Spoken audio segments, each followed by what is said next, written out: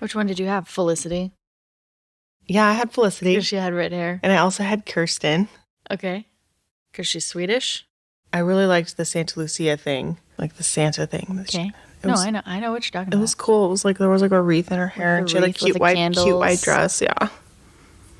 I don't know. Who did you have? Kirsten. I had blonde hair when I was little. Oh, really? Yeah, That's cute. I had Kirsten, and then when Josefina came out, I was like, oh! And wanted Josefina. Oh, I got Josefina. You did? Of course you did. Yeah. Spoiler alert. Members, we care about you, and we want you to enjoy your reading experience as much as we do. Therefore, if you haven't read the book that we're discussing today, maybe come back afterward. Welcome to the Not So Secret Society, a book club for 2+. Ooh, hello again. Hello. Welcome back, members. Today, we are going to be discussing The Invisible Life of Addie LaRue by V.E. Schwab. Bonjour et bienvenue. Bonsoir. Bonsoir. 'Tis the evening.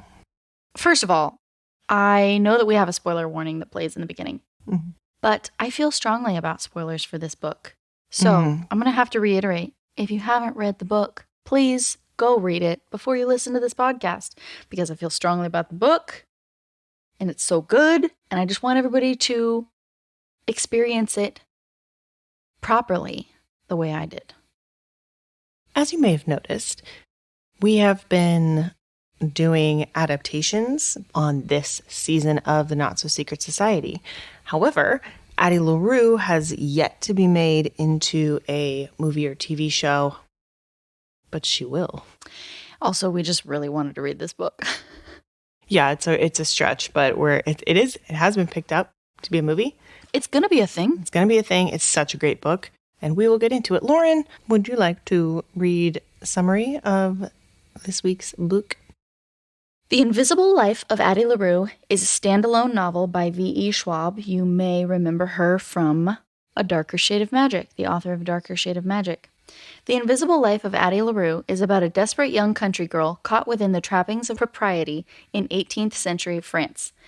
She makes a deal with a mysterious stranger as a last-ditch effort to find freedom. She asks for long life, free of boundaries and the expectations of others. In exchanging her soul for freedom and long life, she learns that she has also given up her ability to make any kind of mark on anything or anyone in the world.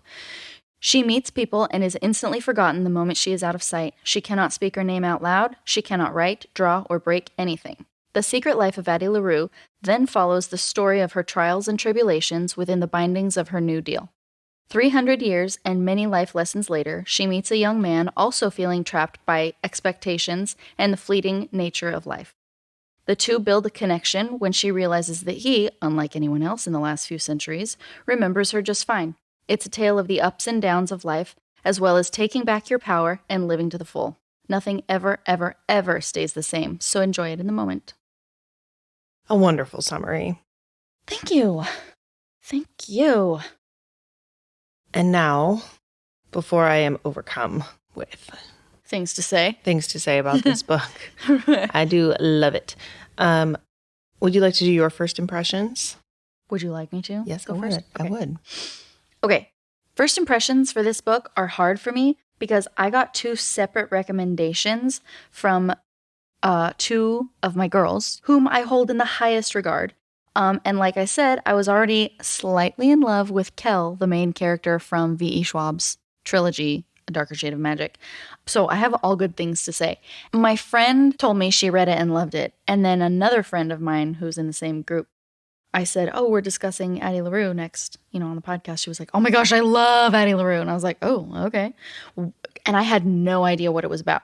Only that it had made a huge splash and I kept seeing it. And if you'll recall, you suggested it to me and I had already planned to suggest it to you for the podcast. So it was like, oh my gosh. Synergy. Indeed. So I asked my friend, I was like, yo, girl, hit me with the facts. What's this book about?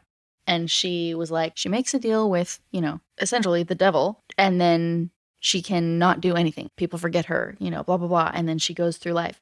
And she also is kind of immortal. And I was like, stop right there. I am hooked. Sold. So then when I started reading it, I was just really busy and it was really hard to get through the first few pages because I was like, I'm busy. I don't have that much time. And I wasn't like hooked yet.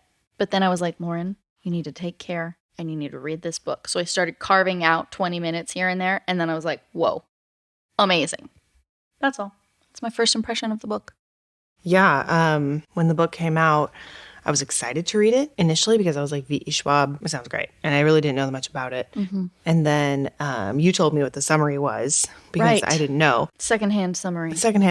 And yet still I was like, I mean, I was excited, but then I was like, oh, there's like so much to do. And then when I finally started reading it, I got an actual hard copy of the book. It was just very like visceral. So much more visceral to read a hard copy, isn't it, than on the Kindle? I wouldn't know because I haven't read a real book in a very long time. Well, I don't really that much either. Like typically when I read a book for the first time, I do it on Kindle because it's cheaper and I can transport it wherever. I travel a lot, as you well know. Mm-hmm. So I have to have it with me all the time. And I forgot it when I went to Spokane that one time and it was a nightmare. Oh, gosh. And that's why I had to buy like 8 books when I was at the store. Tragedy. Don't you have the Kindle app on your phone? I do. It's just not the same. It's not, but if I'm desperate, yeah, I'm desperate. I just went to a bookstore that night. Oh, yeah. I don't have a lot of room in my house for books. And also, my life is high speed, low drag. I gotta have the Kindle. Gotta have that Kindle, yeah. I mean, but when I do have the opportunity to read a hardcover, I only buy hardcovers. It's very of me, I know. But it felt really nice to read an actual hardcover book again. Except I kept forgetting. I was like, why is it so dark in here? Because you notice like it doesn't light up for you. Yeah. The book. How weird. What the heck? Anyway, I was reading it and I was hooked real fast. Really, really fast. She's such a great writer. She really is. It was like a verbal feast. She's beautiful the way that she does things. And she wrote Addie into so many different situations and times and places. And yet all of them feel really real and really fleshed out. And Addie feels like she's actually learning from the experiences and growing from them rather than just staying like this stagnant character. You know, she's not like a vampire or whatever who just is like going through the centuries without aging at all. And she's not aging, but she is learning and truly growing. Maturing. But it's subtle, but it's there. And it's very, very well done. Yeah, I think the beginning of each section where she does the art piece where I loved that. Like the thing that Addie actually inspired, the piece of art that she inspired for the section that you're about to read. So cool and such a great method to like show what stamp she actually has left on the world, even though, you know, for a very, very long time she felt like she wasn't able to because that was the whole deal. Right. What got me about the way that she writes is, I know I just said it was a verbal feast. It is a verbal feast. Like the details that she brings up, like later on in the book, she's talking to Sam, the girl that she had been with for a while. And Sam says, it's cold, let's go inside. Or it's cold out here, let's go outside. And she says, Sam always talks like this. She asks a question in the form of a statement. She just says it because that's who she is. And it is who Sam is, the brief little snippet of her that you get. But I thought, man, to notice that about somebody and to take time to put it in your book, oh my goodness, her attention to detail is amazing. And then when you learn more about Henry, who's the boy that she meets, who's, you know, struggling with life and expectations, he tells you, I mean, you get his story and you get it in detail. And then later on, you get the real story of how his turning point really happened in fuller detail than you got it the first time. And the way she does it is like those one-line things that he does.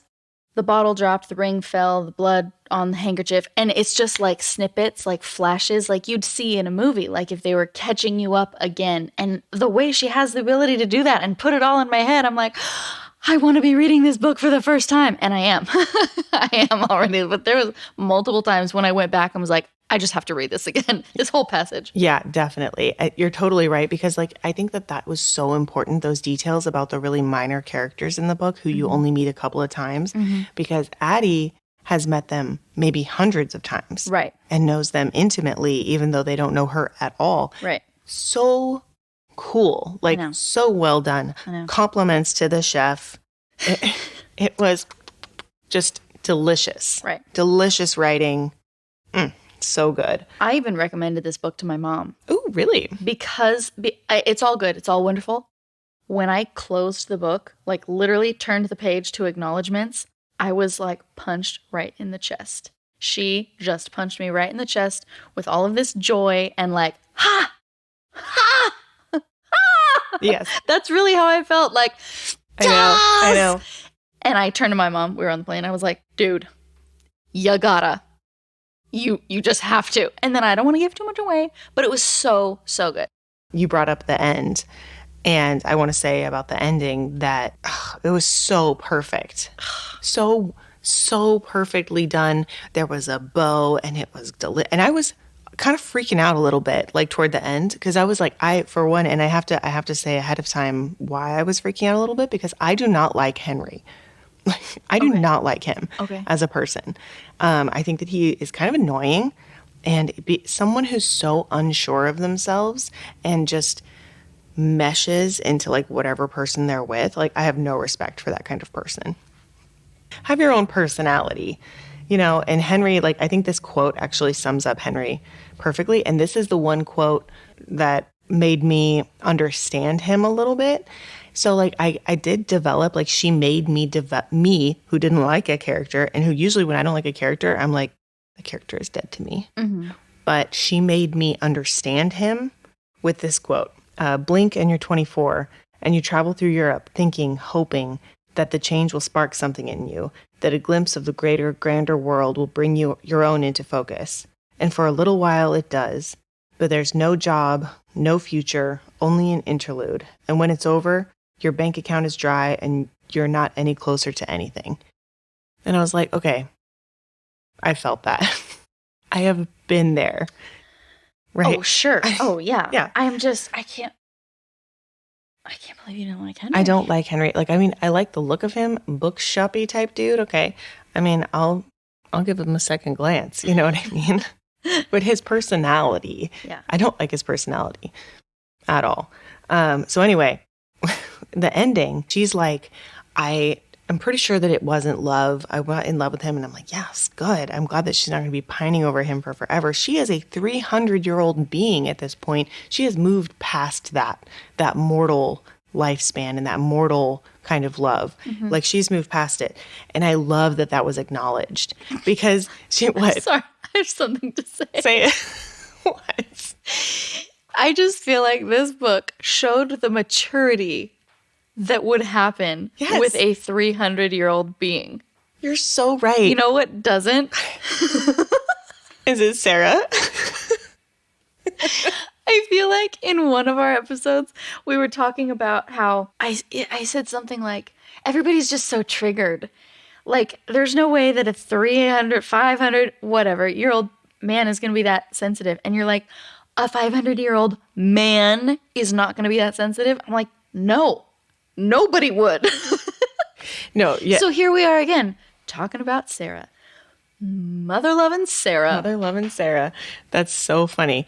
Yeah, you're right. And that's what she did so well, though, with Addie. This was genius. She had that growth and she had that maturity. And even though we saw her have this human relationship, which she had never had before, you know? So that was really cool to see. But then also she's like, she stepped away from it and she was like, no, I'm actually past it. Yeah. And then you're like, did she really go for Luke? Like, does she love him? The darkness? Did she? And then I think that she does love him, but it's not going to be the way that he wants. No. She is, because she is a bad bitch. That's right. He has made her into a bad bitch, and she made herself into a bad bitch. Yeah. Don't hate the player, hate the game. And she's about to take back whatever. Figure she's going to do something. See, she's going to do something. What I loved about the ending was, homegirl will not be played. She is no longer played. She is the player. Yes. And I love that. Like, ooh, yeah, you show that God guy, of darkness. God of darkness. But it's like these people who are like arrogant, you know? I have said I like a little bit of cocksure confidence. I do.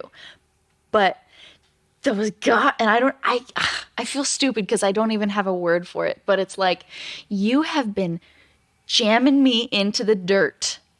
Yeah. For centuries now. And now I am going to get one over on you, and it's going to be the worst thing ever. And I'm going to figure out what that is at some point. Right. It's going to take me some time, but here we are. Welcome to the new war, baby. Yeah. Because this is my game now. And I was like, ugh, yeah. It was such a good ending. I shut the book and was like, hell yeah. But then I was talking to my friend Julie about it. She and my friend Heidi, we have a group text called Book Bitches. And it's where we just talk about the books we're reading. And I was like, dudes, I finished Addie LaRue. Oh my gosh. And then I was telling them how strongly I felt about it. And she was like, right? That book was such a girl power, like, yes, girl, make your mark. And I was like, it's about making a mark. And I really appreciated the way a book can be so poignant to me for one reason, because of the battle strategy and winning. And so poignant to her for this other reason. And I'm like, that is so Julie. And this, anyway, neither here nor there. When we get to ratings on this book, I'm just going to be so basic. Oh, same. I didn't dislike Henry, but I did think I would not be friends with Henry. Like, he's not my cup of tea. But you would? Did he remind you? Hell no, I wouldn't be friends with... The look on your face was like... And I was like, no, why would anybody be friends with Henry? Okay, I have compassion for Henry, though, because I have been that unsure before. Okay, yes. And, I mean, if you look at him, he's the middle child in a highly successful, highly eclectic Jewish family, wealthy Jewish family. And there's a lot of expectation there, and people with a lot of expectation who can't cut it. That's where a lot of problems come in. Yeah, boo freaking who, Henry. Figure it out. Like, seriously, like, I have no patience for people like that. But he also had anxiety and depression. Okay, the anxiety and depression I do have compassion for. And that's a lot of where it's all one. It's all together. I don't think it does, though, because, like, there are characters and friends and people that I know and that I have read with... There are fictional and otherwise. Fictional and real people who have anxiety and depression. I have anxiety. I have compassion for the anxiety and the depression and all of that. I don't have patience for someone who just can't find something that's going to make them happy that is outside of other people. Nothing at all makes him happy. He's like, oh, I like photography, but like it's not like a career, so I'm not going to do it. And he likes other things, but then he doesn't do them because it's like too much for him. You know, like he can't move. He can't do anything because he's so stuck in the mud. And like props to his friends. Let's move on to our characters, like because I have a lot to say about his friends. Okay. The characters. I feel like all of what you're saying you didn't like about him and you don't have patience. I relate with that, with him. You and I are friends now, but I went through some dark times where I was like, I don't know what I'm going to do. One of my book friends, I literally sat on the phone with her and cried on my 28th birthday. She called me to say happy birthday, and I cried because I literally remember saying, from Hawaii, I said, I just felt like I would be so much further along by now. Oh, yeah. I mean, that's not... But I couldn't decide. I would start a thing and quit it. Or I would want to start a thing and then not want to make the jump. And it wasn't as bad. I didn't have anxiety storms. It wasn't any of that. But like the indecisiveness, I did. I was indecisive and I didn't know what to do. But whereas his family is like, well, what you need to start thinking about what you're going to do. My parents, my brother... And my friends were like, you're going to figure it out. You're going to find something. And they were constantly uplifting toward me about it. And I did find something, and everything's wonderful now. But I'm saying I relate with him, and I think that's maybe why I wasn't bothered. The career thing I can understand, like not knowing what you want to do, especially if he like kind of weaves in between all these different things that he's really not sure about. And he seems pretty happy at the bookstore. Yeah. So it's like just... Run the bookstore. Go toward that. Run the bookstore. Be happy. Don't act like you're just still searching. You know, that's the thing is that, like, it's okay to be searching. It's okay to always be searching. Yeah. But figure out something that's going to make you happy in the meantime. Figure it out. Figure it out. Let's move on to our favorite characters then. In whilst we discuss Henry. So you go ahead with your favorite characters. Okay. All of them. There was, even characters that I was like, I would not get along with you. I still liked them because they had a purpose. And I feel like each one fulfilled a very important purpose. I liked Addie and Henry, but also Luke.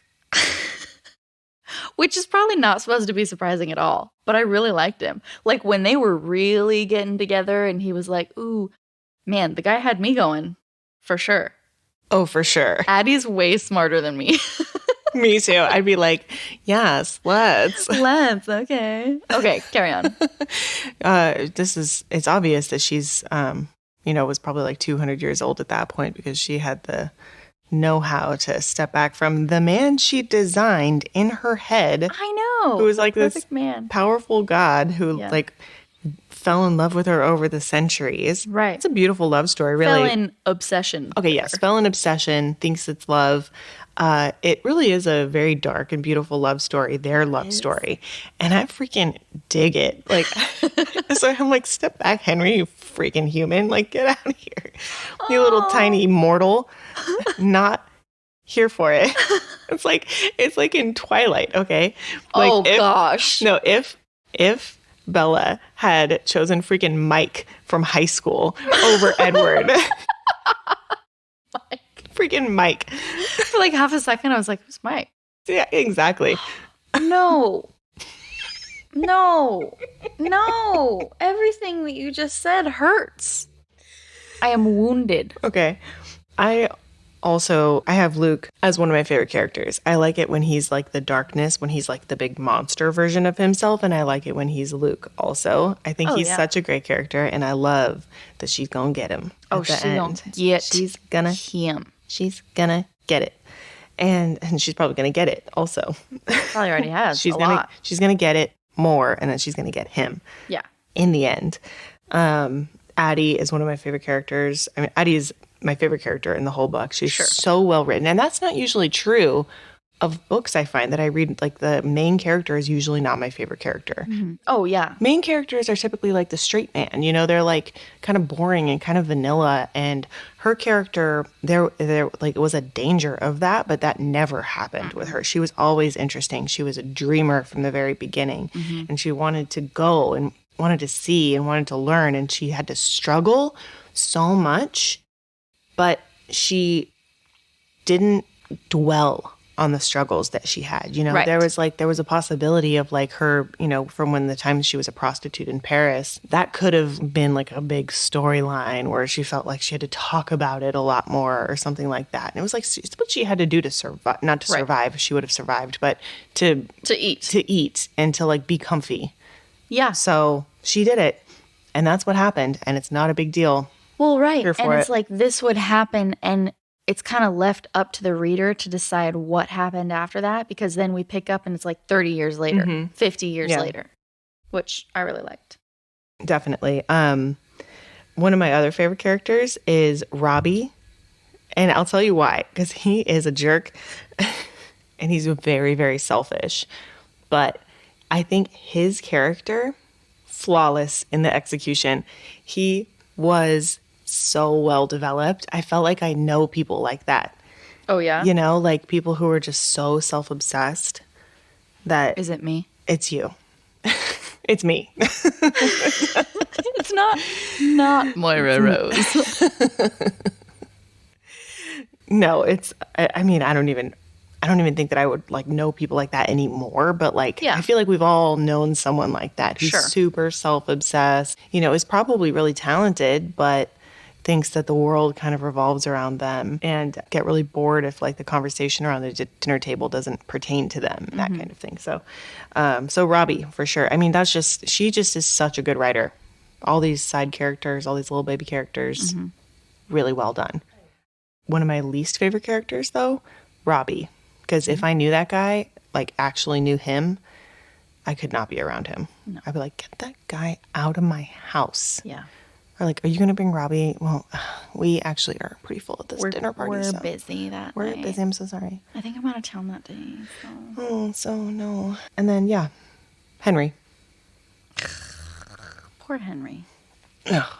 I mean, you work in a bookstore that you basically run in New York City. Just be happy.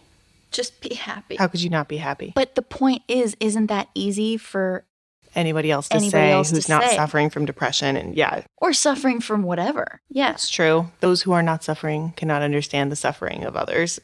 Exactly. Yeah. But everybody is. Everybody is in some way, of course. At least make the effort, though, is what I'm saying. Make the effort.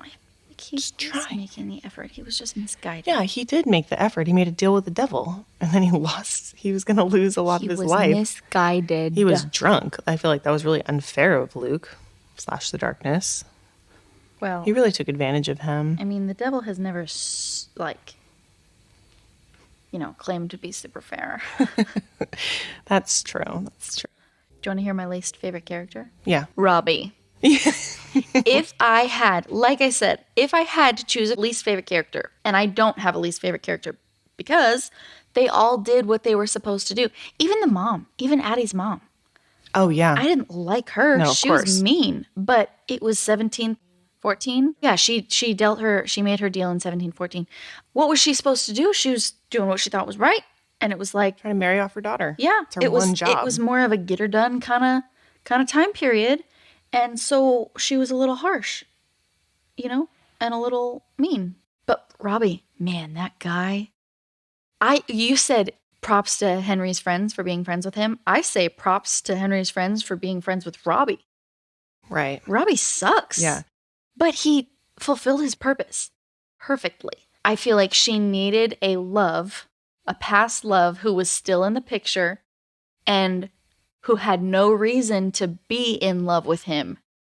And so that became Robbie, and that was perfect. Yeah. So great. Yeah, definitely. Especially, I love that too, how Robbie actually broke up with him.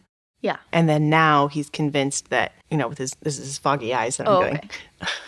Convinced that he's in love with Henry. Because now you know what you want. And Henry's like, no, dude, I don't.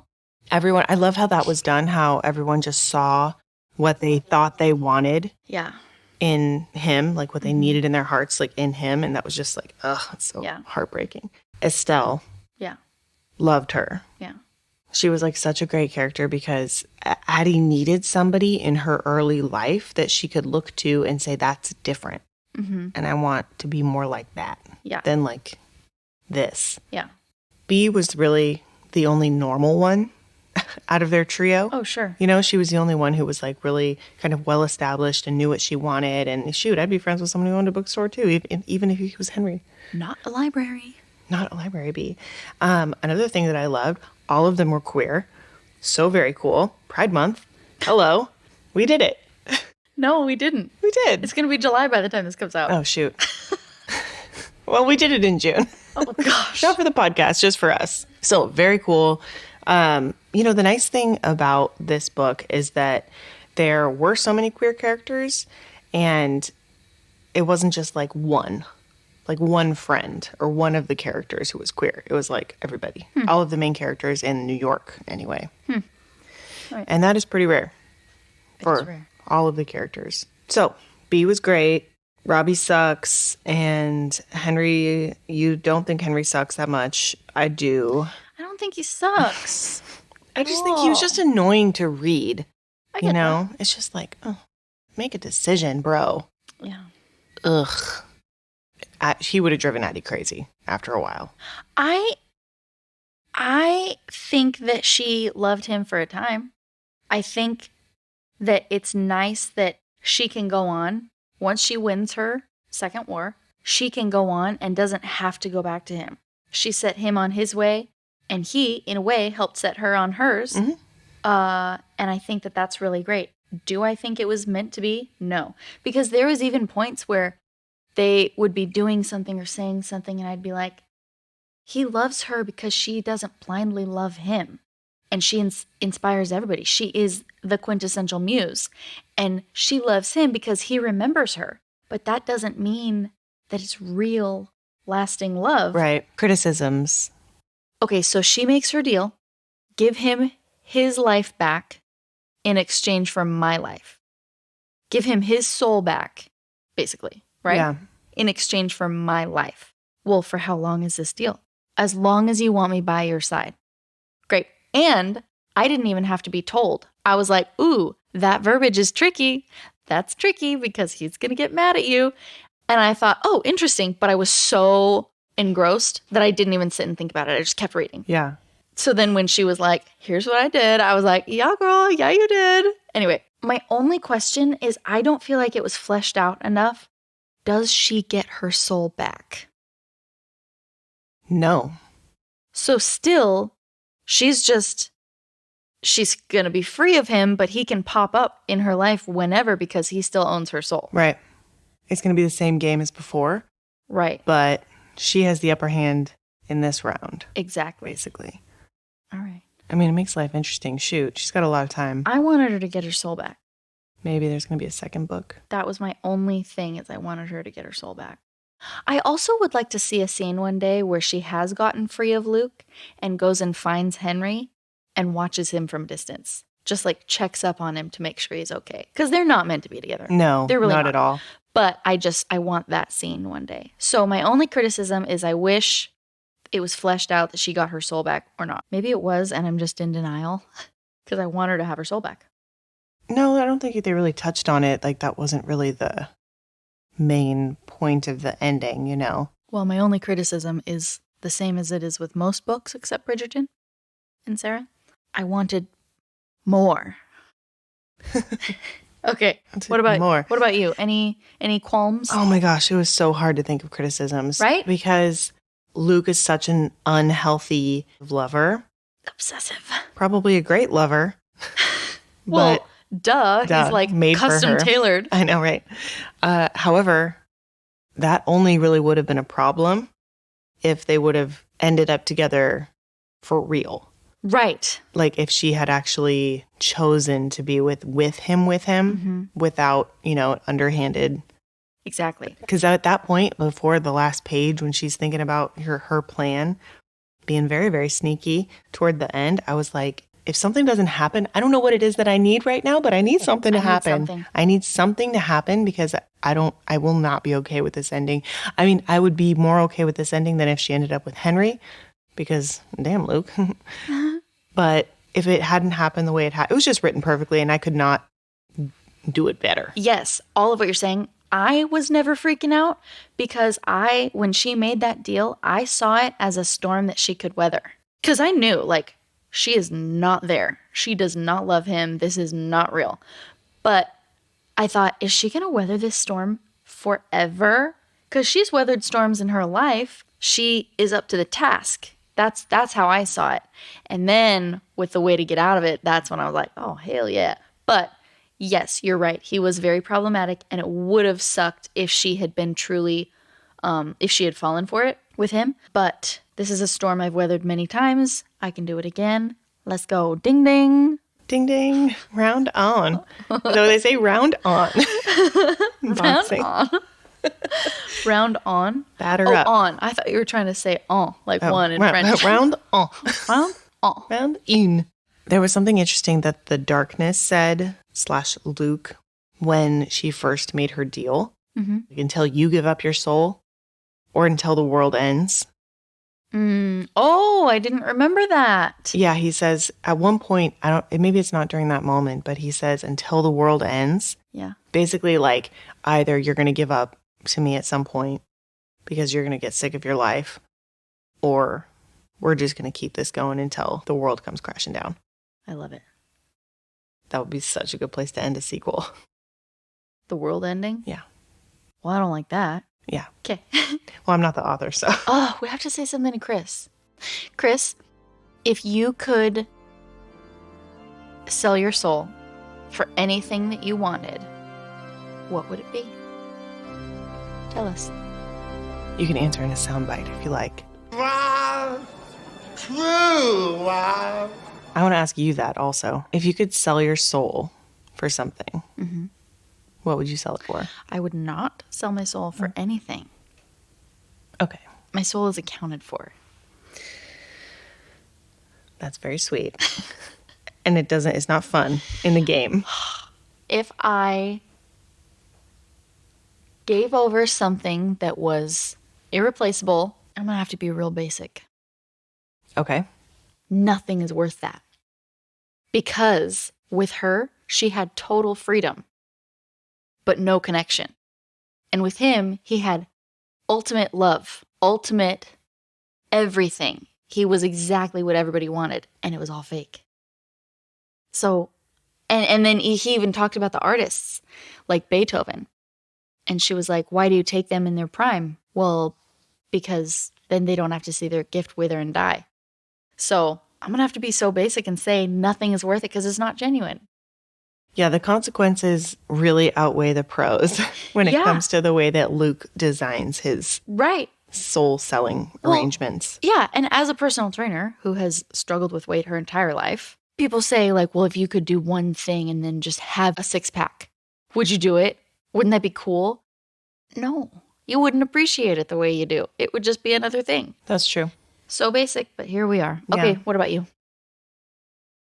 Unlimited time to read. Your soul in exchange for that. Yeah.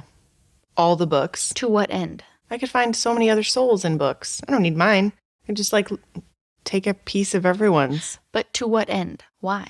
Why? Yeah. Why unlimited time to read? Yeah. Oh, man. I mean, I know that I do get a lot of reading in, probably more than a lot of people. But I don't know. Like sometimes when I'm reading, it feels there's that guilt still because it feels like I should be doing something else.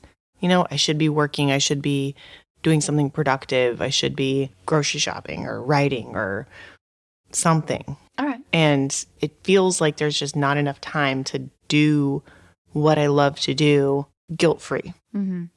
So the time part of it really is the most important part. Yeah. Yeah, it'd be time and freedom, just like Addie. But the connection thing really would suck, and I don't like that. Right. Because I like to be able to text you and be like, oh my God, look at this super specific thing that only people who have a friendship would know. Yeah, really. I love that. You'd be like, who is this? I'm so sorry. New phone, who dis? New phone, who dis? It's the end of the world as we know it. I feel fine. You know what? I also feel fine. Hey, Lauren, would you like to read your favorite quote? My favorite quote. Welcome to the West Wing, or as I like to call it, the only wing. Okay. My favorite quote is from Part 7, I Remember You, Chapter 2. Henry is sharing his manuscript about the secret life of Addie LaRue with his friend B. The manuscript was difficult to write, and he's happy he wrote it, but sad that the writing is done because now she is really gone. He wishes he could have lived with it a little longer, wishes he could have lived with her longer. But now he's glad to have it because the truth is he is already beginning to forget. It's not that he's fallen victim to her curse. She has not been erased in any way. The details are simply fading, as all things do, glossing over by degrees, the mind loosening its hold on the past to make room for the future. But he doesn't want to let go. He's trying not to let go.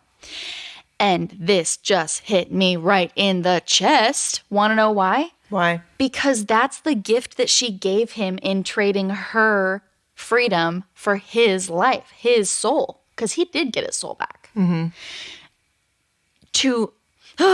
To build more life on more life on more life makes one forget if you don't have a perfect memory the way she did.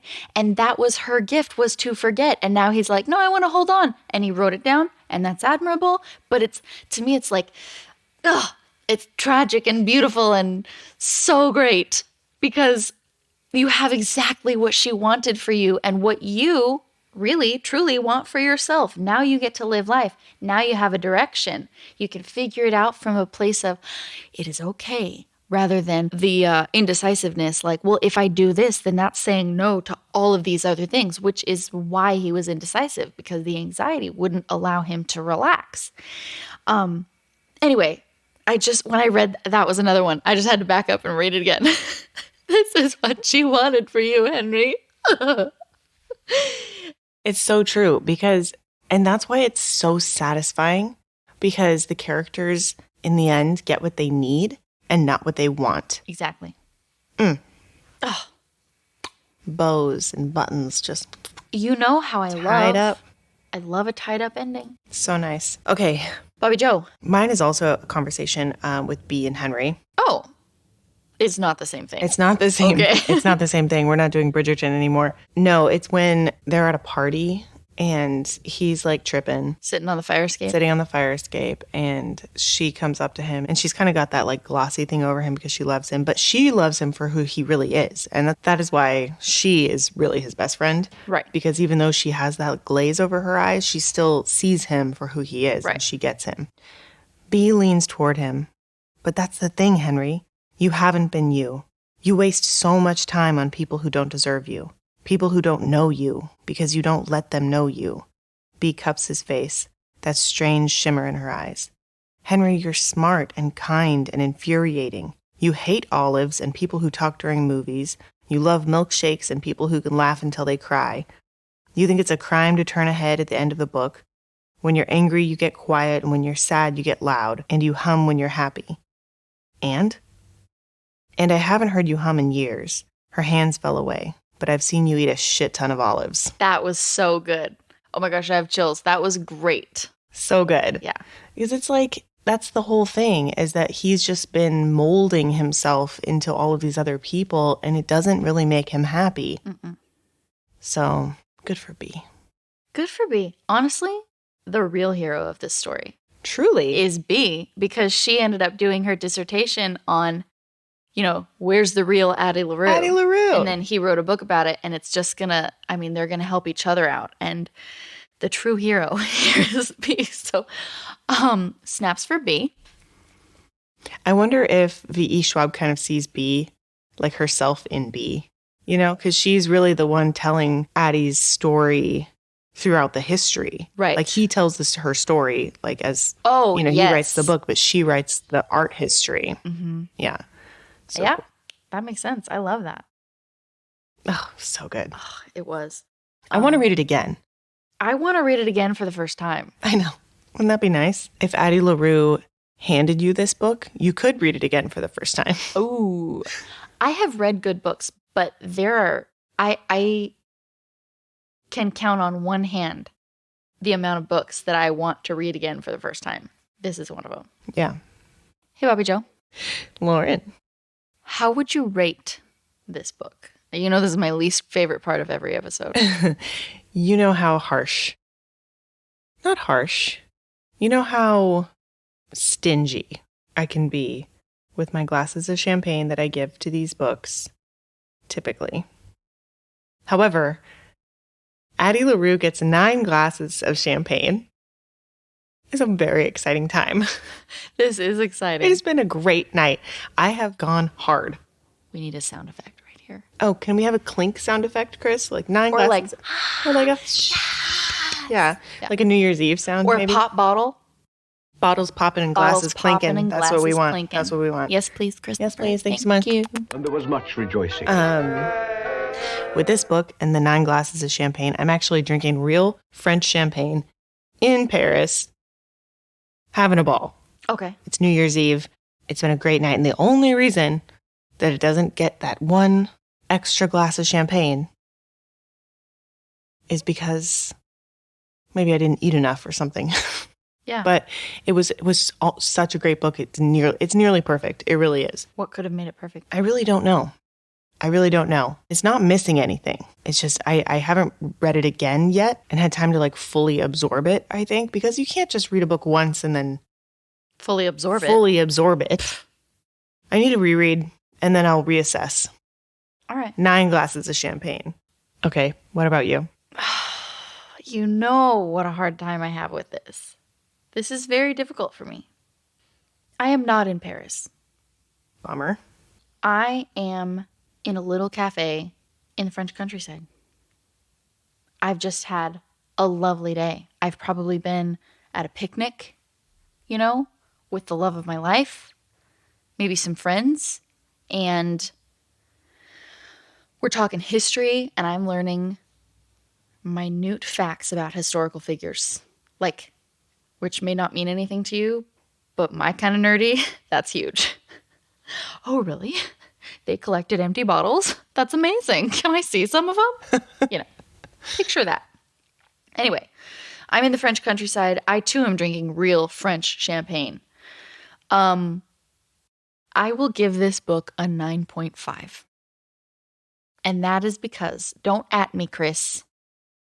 That is because I need more. As with all things that I love. I think we were discussing King of Scars, and I was like, I don't know, I have an issue with this. And then in the next episode, I was like, don't worry, that's fixed. Whatever.